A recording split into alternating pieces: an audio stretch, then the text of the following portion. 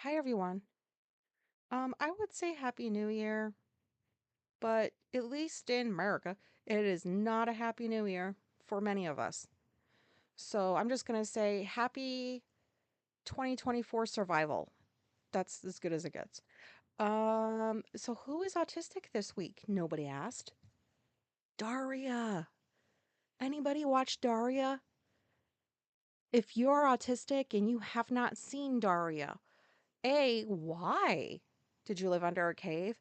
And B, go watch it because I haven't seen Daria since I was a teenager. And it's been a couple decades. And so like I remember when I was a kid, I loved Daria because she was sarcastic. She said whatever she wanted to. She seemed not to care too much what people thought of her. And I just remember thinking like, "Oh my God, I wish I was Daria." And then I guess I forgot about her and for 20 years and plus years and I'm watching it again. Recently I've started rewatching. And fuck, man, she is so autistic. And Jane, I think Jane is autistic too. And I realize I'm talking about cartoon characters that were created like many years ago, but it's just interesting to me um because a lot of what they say sounds like stuff lots of autistic people say. And so I was wondering, I don't know if anybody knows the answer to this, but I always, because like they're obviously autistic coded characters, I think. So when the people write the dialogue, whoever writes the dialogue for these characters, are any of them autistic? Is the creator of the show autistic? Do they know that they're autistic? And you know what I mean? Does that make any sense? Um, or like maybe they just don't know they're autistic and they were just writing. I don't know. I don't know what I'm talking about anymore. But do you know what I'm trying to say? Hopefully you do, because I don't. Moving right along to, I just found out that Ellen DeGeneres and her wife Portia moved to England forever. Oh my god, that is hilarious. Because I was like, I read a couple articles to see what they said, and they said pretty much the same thing, that their number one reason for moving was because of Evil Dick. And so they said they're not coming back ever. Oh my god, that's so hilarious. And like people are giving them such shit. But you know what? Honestly, if I were a celebrity and I had that kind of money, I think I probably would have done the same. Um, yeah, we probably would have gotten the fuck out. And I don't know. I've always wanted to go to Australia, so I don't know. Maybe one day. But in case anybody didn't know, Ellen DeGeneres and Portia are living in some like little rural town or something in England. And I think that's pretty cool. Not to mention, I don't blame them, especially Ellen. She was given such shit because she stood up and she used her voice for once, and she wasn't like a dick about it, but she used her voice, and people interpreted that as, oh, that bitch is not kind or something. Like, I did extensive research on this. If I missed anything, please somebody inform me. Um, Phil got his balls cut off the other day. You know, it's been many years. It's actually been like 7 since we've had a new cat come in that had his balls snipped off or whatever they do, tie it off. I don't know. And I thought, okay, Phil's gonna come home, and at least for the rest of the day, he's gonna take it easy. Um, because he's in like teenage, like I think it's terrible twos. This cat is like being a dick to the other cats. He's already like started wars with two of them. He just is being a kitten, you know? And so that didn't happen when he got home. He got out of the carrier and just ran at another cat. Like, and he's not trying to like attack them. He just wants to play with them. And I'm like, why the fuck is this cat like up and running? You just had your balls cut off. Like, that's gotta hurt a little. And it was funny because on the way to the vet, he made not a peep. I have never had a cat not make a sound at all going to or from the vet. Nope, he just was able to see out of the window a little bit, and he just was fascinated by what was going by. Not a meow. And I'm like, wow, this is like such an ideal cat. because I don't know about you guys, but when I take my cats to the vet and they meow and meow and meow, I don't get annoyed. I get sad. And I'm like, oh my God, they're going to think I'm doing something to them. They're going to think I'm going to like leave them and never come back or something. It just makes me sad to hear them meow because, it's a huge experience to take a indoor cat outside, especially in a car. But anyways, um, oh, so I fell on the snow last week. It was because it's been snowing, and I thought it was a good idea to go down the steps to the mailbox in my Adidas. They're like sandals, but I don't like that word. And they're not flip flops, but they're like the sandals.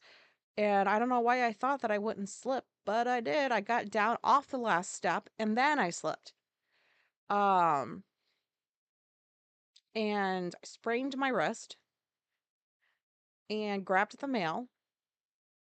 Didn't look around, just grabbed it, hurried back inside, and didn't leave the house until like 2 days ago. Because I was like, I know that there's people home that saw that. And then I was like, should I get embarrassed that I fell? Probably not. I'm too old for that now. I shouldn't really care too much. And so, like, I noticed I didn't care as much as I used to. Like, who saw me? I didn't care that I sprained my wrist. I was like, did anybody see that? They better not have. And then we're over at Janice's and Nadine's yesterday. We were doing gift exchange. And I told Janice about that, and she's like, "Oh," because she gave us a Ring camera, which I thought was cool. And she's like, "Oh, my camera probably picked that up." And I'm like, "Don't go back and look. Like, don't watch that." And she's like, "Well, Rich and Millie across the street probably saw it on their camera." What the fuck, dude? Don't say that shit. That's embarrassing. So that happened. And yes, they got us this Ring camera that I feel like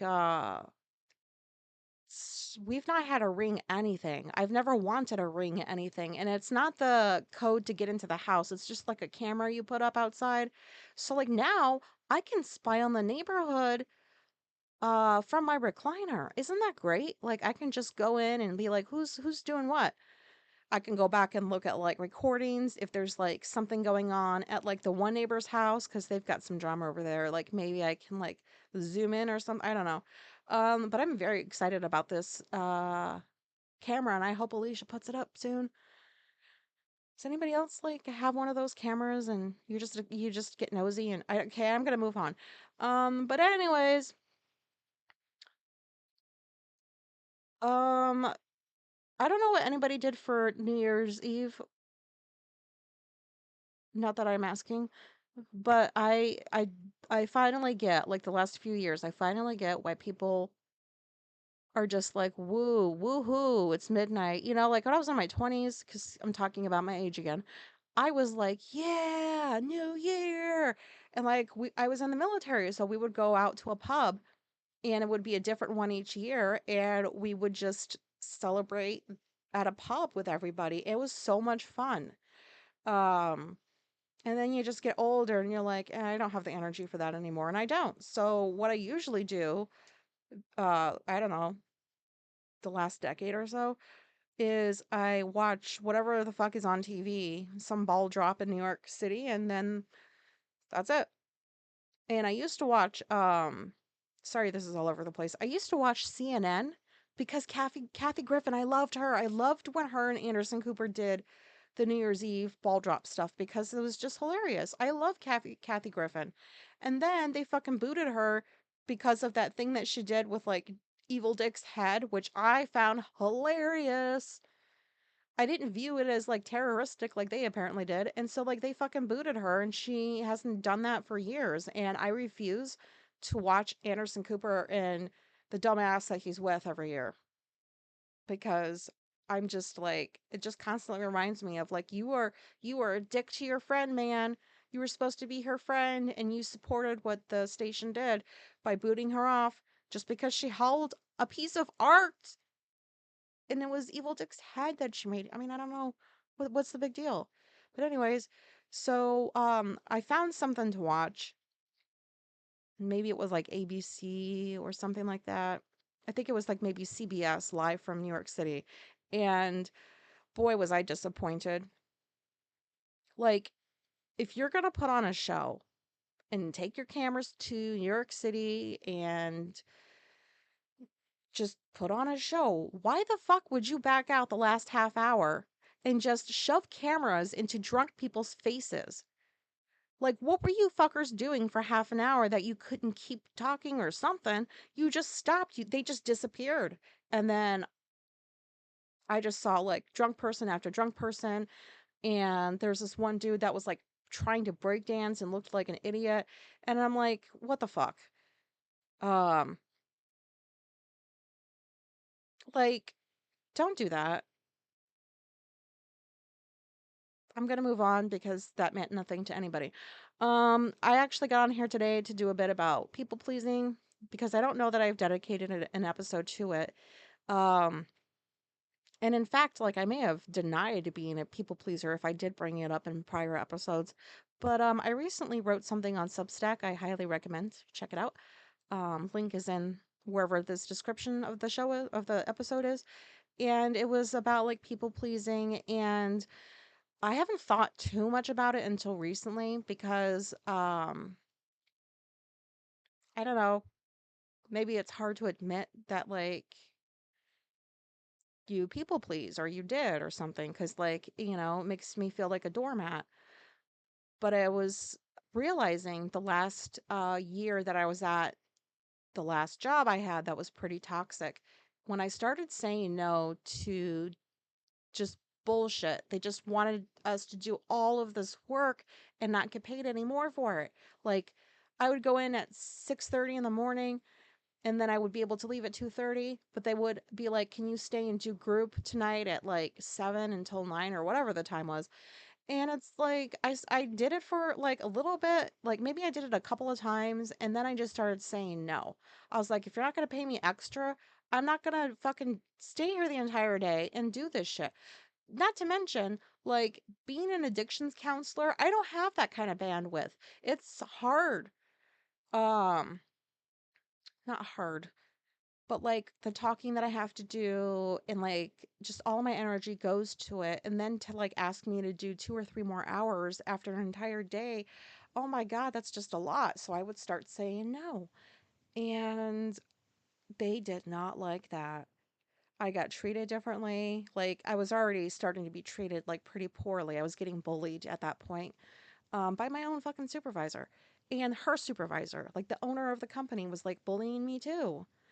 And I was like, fuck this. Like these people don't deserve what I can offer. So like I just did the bare minimum, which is pretty much what was in my job description. And they didn't like that.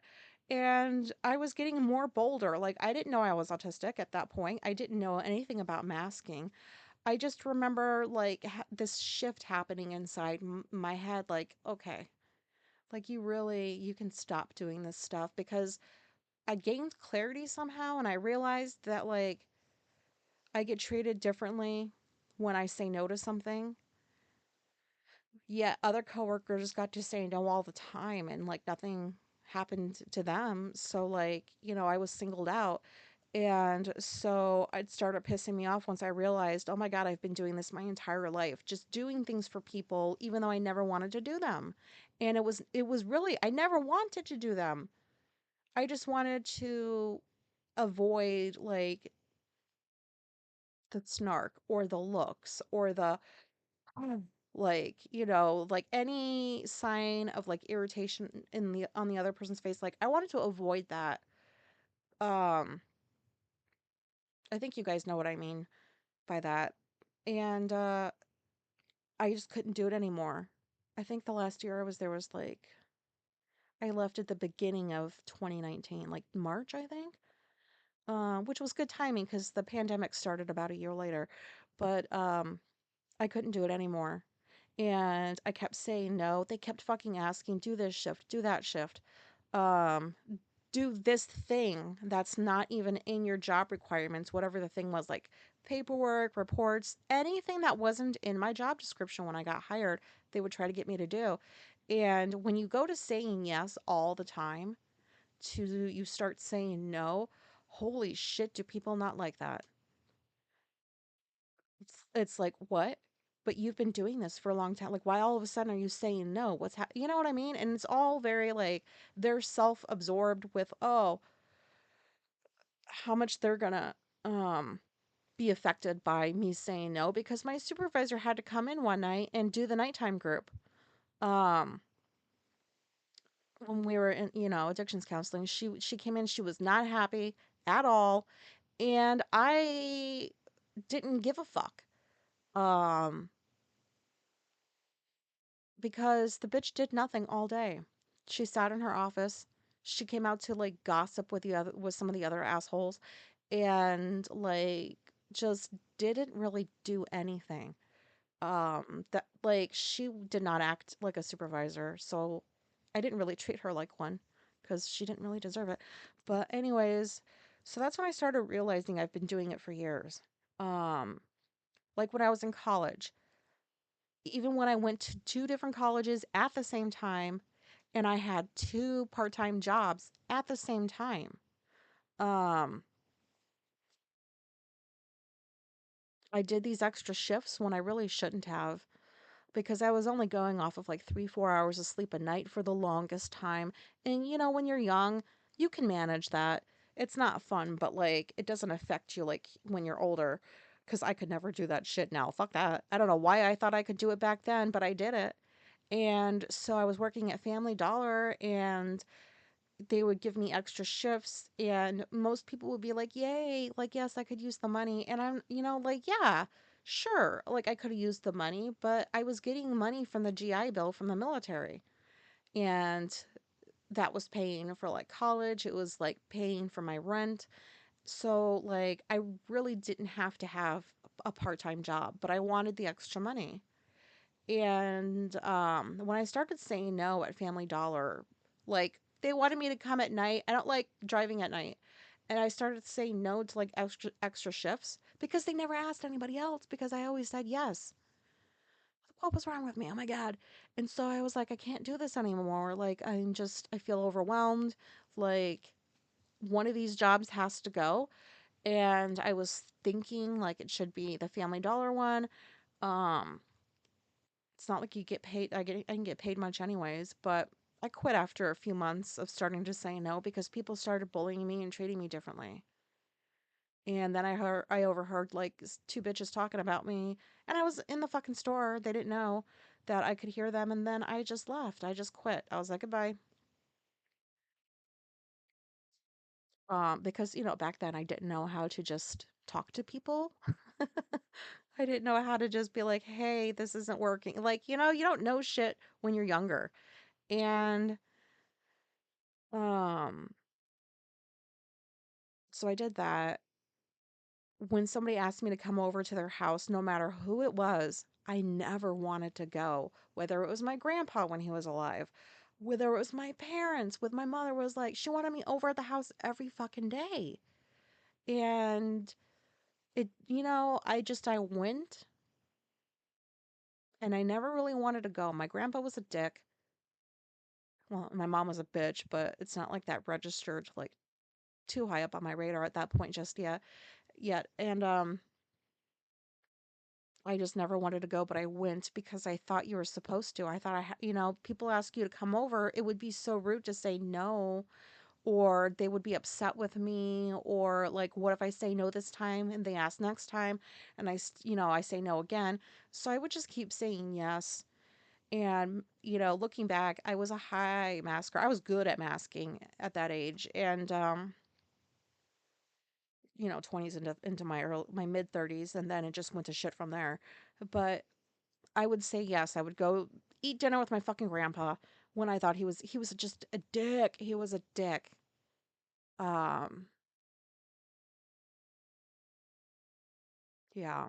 And that really affected my mental health the longer I did it. Like that's is why it kind of led up to me cutting my family off, because I was going over there so much, and that's a whole other thing. But um anyways, I pretended to enjoy work holiday parties when I never did. The military forced you to go to the holiday parties. Like you didn't get a choice. I think that's bizarre. I don't know if that still happens today, but you can't just say I don't want to go to this holiday party.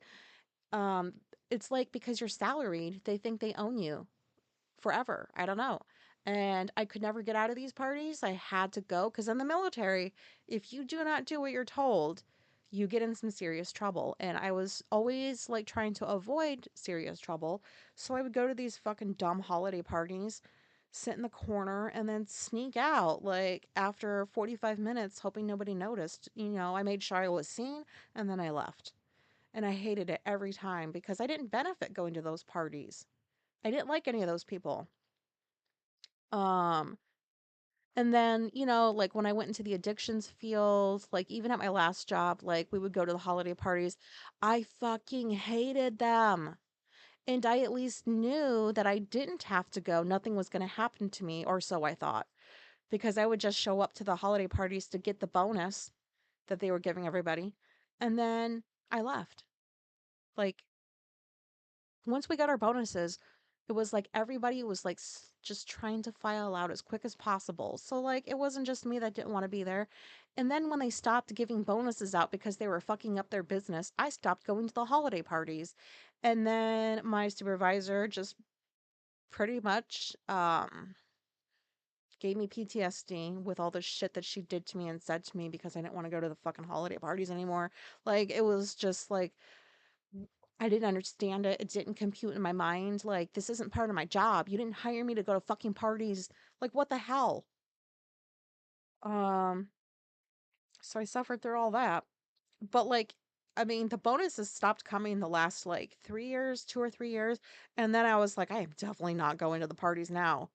I don't care what it looks like because I was getting fed up at that point with like a lot of the behavior from management and some of my coworkers. And I based my worth on the reactions I got from people. If I got a negative reaction, then I assumed I was a shit person. If I got a positive reaction, then I thought that I was pretty decent. And that's how I gauged, like I really didn't know myself as well as I thought I did. I aimed for being agreeable. I wanted to make sure whoever was asking me to do something didn't get upset, even though I was upset that I did because I didn't want to do the thing. Whatever it was, I usually don't want to do the thing. That makes me sound selfish, but it has to be something I want to do for me to want like to do it. And they never knew because I hid it for so well until that last year. I always engaged in shit talk when I never ever wanted to. I laughed at things that were not funny because I knew that like I would be the only one not laughing and then that would probably look rude or something. I don't know. So like I was just it's masking, but like I also it was just a lot of being fake and not the real me. Just to make people happy. And like looking back, I had to do those things because I felt like, it was like a survival mode kind of thing, especially like the older I was getting, the harder it was to like just be agreeable and say yes to things and try not to piss people off.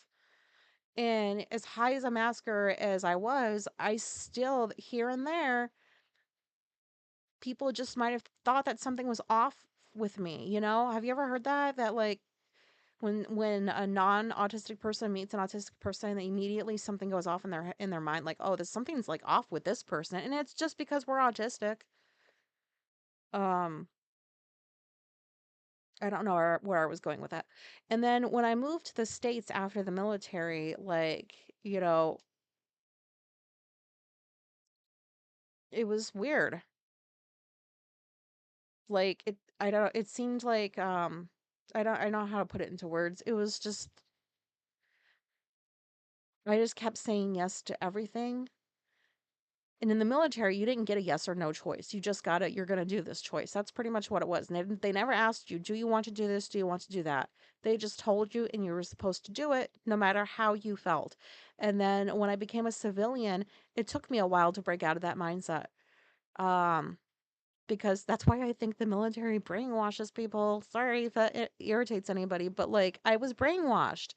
Um, I turned down marijuana the very first time it was offered to me when I was like hanging out with some college kids that I didn't want to be around, but we were doing a group project that ended up being me doing the project and them getting the fucking credit because I wanted to make sure it was done right. They were just dumb. And they offered me marijuana like when I went over the one time, and I said no, and I lied, and I was like, I have a job interview coming up and I can't test positive. But like what it really was just, I was just taught like that's bad.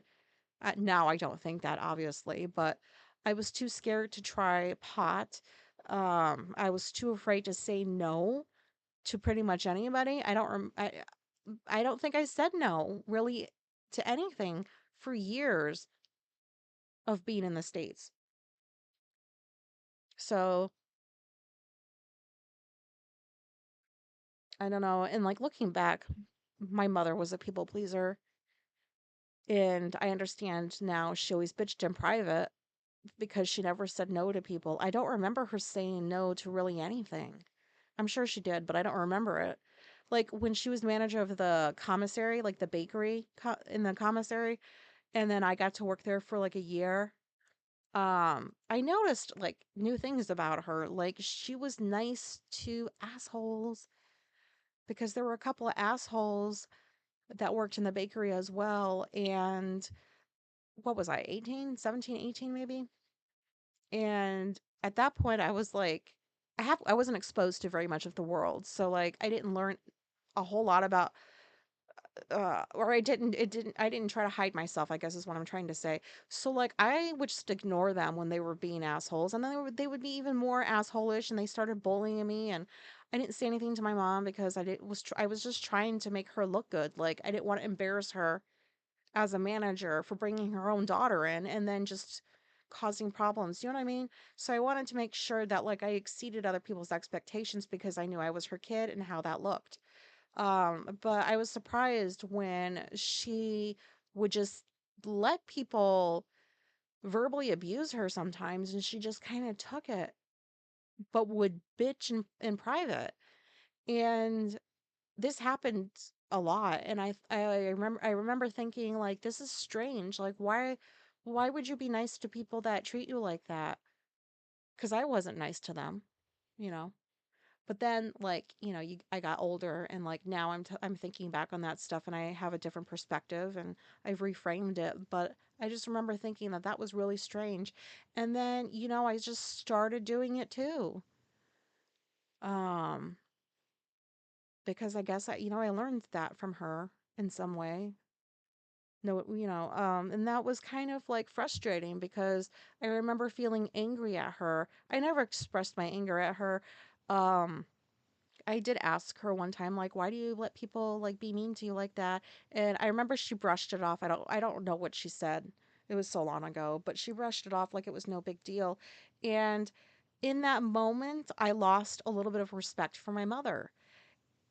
Like I don't know how to put it into words because I don't think I even knew what the fucking word respect meant. Like I was dumb when I was a kid, but like I was starting to pick up on people's behaviors, and that's when they were starting to become my special interest because people, I just wanted to figure them out. And I couldn't figure my mother out until I cut the entire family off many years ago. And she was a big people pleaser. Like she would have people over for the holidays, like single airmen that had no families would come over for Thanksgiving, and she would bitch before they got there and after they left. But while they were there, she was so fake. And people bought like she was masking and didn't even know that she was doing it, I guess. And I couldn't like she was doing it so well that I started to believe like, oh, maybe she isn't bothered by inviting all these people over for the holiday and cooking for them and making sure that they weren't alone. I thought it was the best, but then they would leave and she would bitch, and then I was baffled. I'm like, why would you sit there and say that you want to make people feel less alone and do something nice for them? And it was completely voluntary. Nobody asked you to do this. You volunteered. You told like she told my dad, find the airmen that don't have anywhere to go and like invite them over for Thanksgiving. And it just sucked when like I thought things were going well, and I was like, wow, that's so nice what she's doing. Like, so these people don't have to be alone because they were just kids, 18, 19, 20. That we were overseas, we lived in Japan. They weren't around their families, and it's lonely. And then when they left, she would bitch about like this one did that and da da da da da. And I just remember like that's so fake. And now I just feel like it's people pleasing and she was masking. And when everybody left, she got to just be herself and take the mask off, I guess. I don't know. Um, but anyways, I think how long have I been on here? Oh, half an hour. It's about time to go. I don't know how helpful this episode was, but I just wanted to say that like I was a people pleaser. Um, I don't feel like I am anymore because I say no to an awful lot. Um, and I can't wait to keep getting older, if I don't die. I can't wait to keep getting older because like I keep seeing older people say like I just don't give a shit anymore. And like autistic older people say this.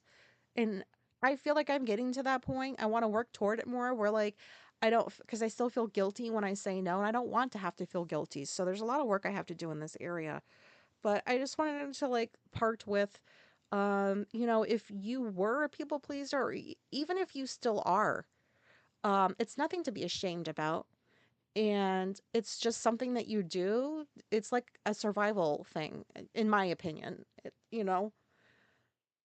Um, so if you've been a people pleaser or you are one now, like don't sit there and think negatively about yourself.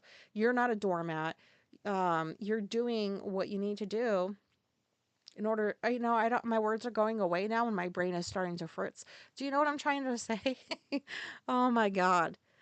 I would recommend stop people pleasing. Start slowly, like just start saying no to little things and see how it feels because I'll tell you, like when I started saying no, it is like it's easier said than done. I'm not unaware of that. It was hard because we did it for so long. I did it for so long because I wanted people to like me and not be irritated or mad with me or upset with me or anything like that. Because I didn't like how that made me feel. So I was avoiding all of that because I didn't like how that made me feel. And when I started saying no, um, people just are not nice.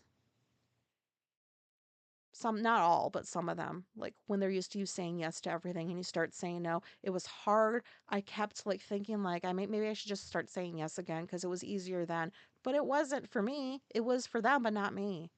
So um, it took a long time to get to where I'm at now. And I still have like a lot of work on this particular issue to do.